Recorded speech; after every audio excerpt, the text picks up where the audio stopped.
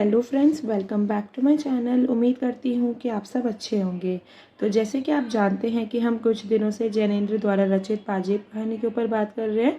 इस कहानी के जो भी महत्वपूर्ण प्रश्न हैं उनके ऊपर मैं अपने चैनल पर वीडियोस अपलोड कर चुकी हूँ। अगर आपने मेरी वीडियोज़ अभी तक नहीं देखी हैं तो आप मेरे चैनल पर जाके देख सकते हैं।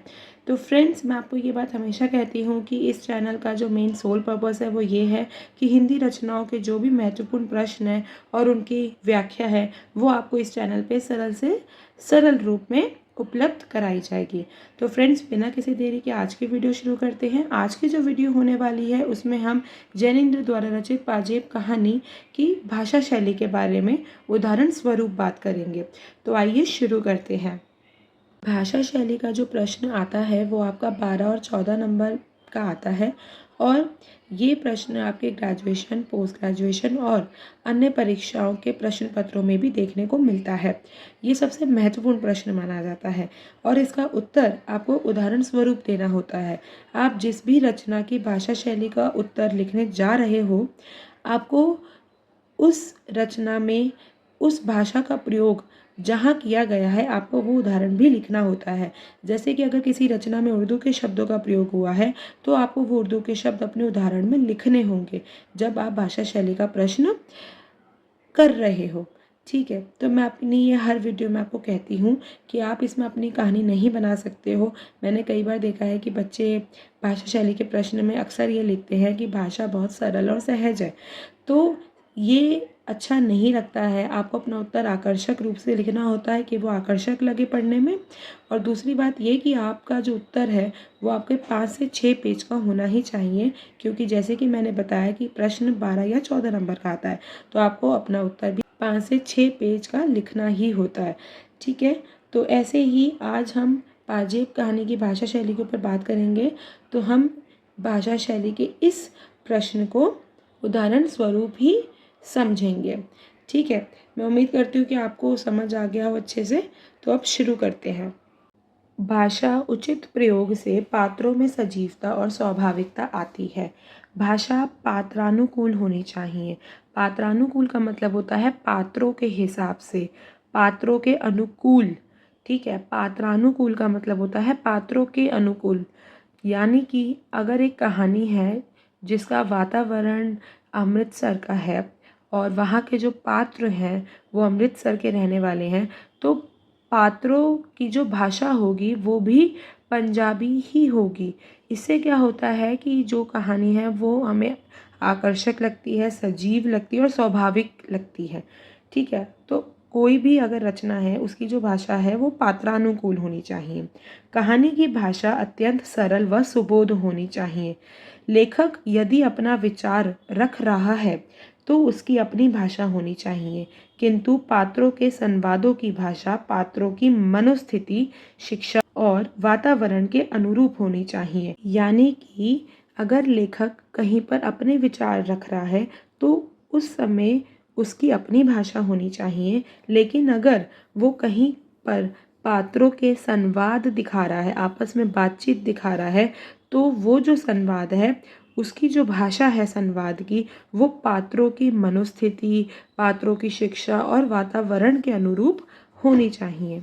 लेखक कहानी में जो भी भाषा प्रयोग में लाता है वो अपनी रुचि के अनुसार उसे वर्णनात्मक, नाटकीय, आत्मकथात्मक, मनोवैज्ञानिक, पत्रात्मक आदि रूपों में भी ढाल सकता है। ठीक है, तो मैं आपको इस इंट्रोडक्शन से यही बताना चाह रही हूँ कि किसी भी रचना के लिए उसकी जो भाषा है वो बेहद महत्वपूर्ण होती है।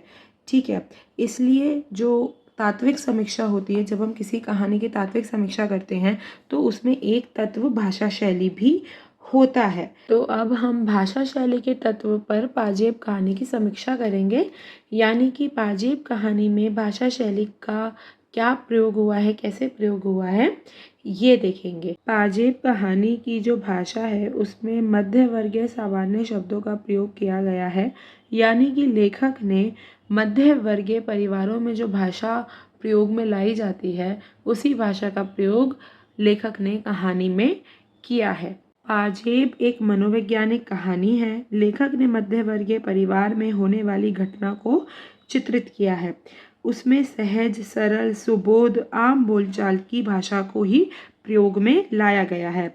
उसमें सामान्य भाषा में प्रयुक्त तत्सम तद्भव शब्दों के साथ ही लचक, झुमकती, सुकड़, बाइसिकल, सुबूक, फरिश्ते आदि प्रादेशिक एवं विदेशी शब्दों का भी प्रयोग किया है। कहानी में जो लेखक है उन्होंने तत्सम तद्भव शब्दों का तो प्रयोग किया ही है, साथ में उन्होंने प्रादेशिक और विदेशी शब्दों का भी प्रयोग किया है। सिर पर चढ़ना, शहजोर होना आदि मुहावरों के माध्यम से वर्णन में गतिशीलता उत्पन्न करने का प्रयास भी लेखक ने किया है। लेखक ने आत्मकथात्मक शैली के मध्य नाटकीय स्थितियां उत्पन्न करके कथा वर्णन को सजीव, आत्मपरक तथा विश्वसनीय बनाने का प्रयास किया है। लेखक ने जो पाजेब कहानी लिखी है उसको लेखक ने आत्मकथात्मक शैली के रूप में लिखा है। यानी कि जब आप कहानी पढ़ेंगे या आपने जब पढ़ी होगी तब आपने ये देखा होगा कि उन्होंने मैंने, मैं, मेरे ऐसे शब्दों का प्रयोग किया गया है। तो इसका मतलब है कि उन्होंने ये कहानी आत्मकथात्मक शैली द्वारा लिखी है और उन्होंने उसके मध्य नाटकीय स्थितियां भी उत्पन्न करने का प्रयास किया है, जिसके द्वारा जो कथा वर्णन है वो बहुत सजीव, आत्मपरक और विश्वसनीय मालूम पड़ता है।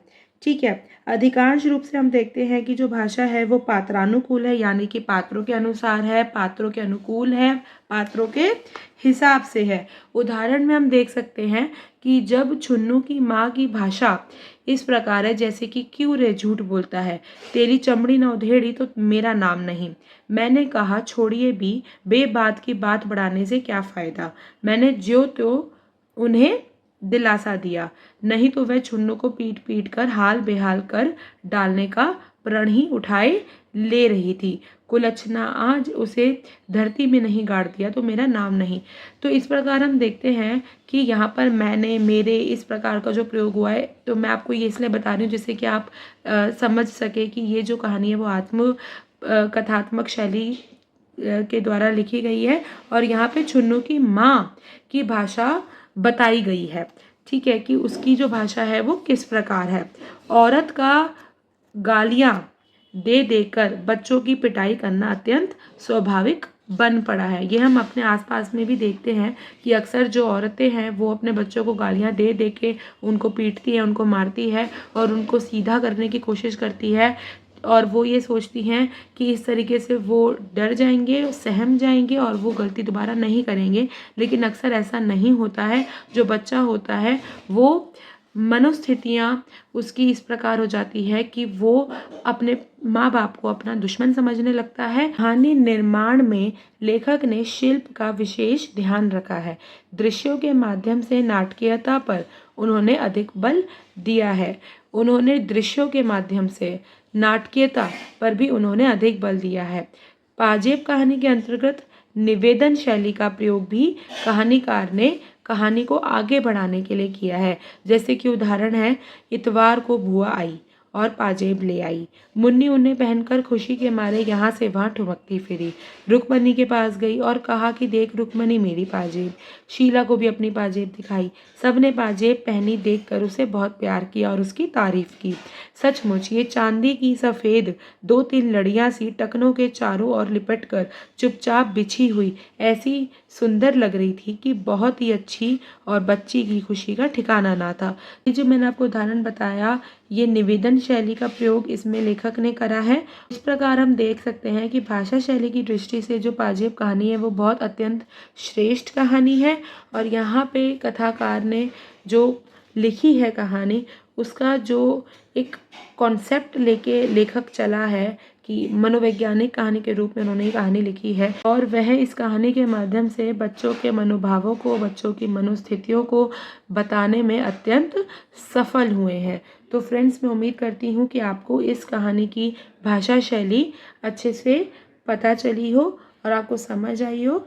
तो फ्रेंड्स, हमारी जो ये भाषा शैली की समीक्षा है वो यहीं ख़त्म होती है। भाषा शैली का प्रश्न अच्छे से तैयार करने के लिए आपको कहानी अच्छे से पढ़नी होती है और जब आप उस कहानी को पढ़ें तो आपको एक पेंसिल लेकर उसको मार्क करते रहना चाहिए कि कहाँ आपको उदाहरण मिल सकता है। अगर कहीं पे उर्दू शब्दों का प्रयोग हुआ है, कहीं बोलचाल के शब्दों का प्रयोग हुआ है, कहीं मुहावरों का प्रयोग हुआ है, कहीं तत्सम तद्भव शब्दों का प्रयोग हुआ है, तो अगर आप ये हाथ के हाथ मार्क करते रहेंगे तो आप ये सब उदाहरण अपने उत्तर में लिख सकते हैं। इससे आपका जो भाषा शैली का प्रश्न है वो बहुत आसानी से तैयार हो जाएगा और बहुत आकर्षक भी लगेगा, क्योंकि 5 से 6 पेज का आपको उत्तर लिखना होता है और उसके लिए आप वो उदाहरण चाहिए ही चाहिए होते हैं। बिना उदाहरण लिखे आप अपना उत्तर अच्छे से नहीं लिख सकते हैं। तो फ्रेंड्स, मैं उम्मीद करती हूँ कि आपको ये वीडियो अच्छी लगी हो। अगर आपको ये वीडियो अच्छी लगी हो तो आप इस वीडियो को लाइक करें, अपने फ्रेंड्स और क्लासमेट्स के साथ शेयर करें, चैनल को सब्सक्राइब करें हिंदी की रचनाओं की सरल से सरल व्याख्या और महत्वपूर्ण प्रश्नों के लिए।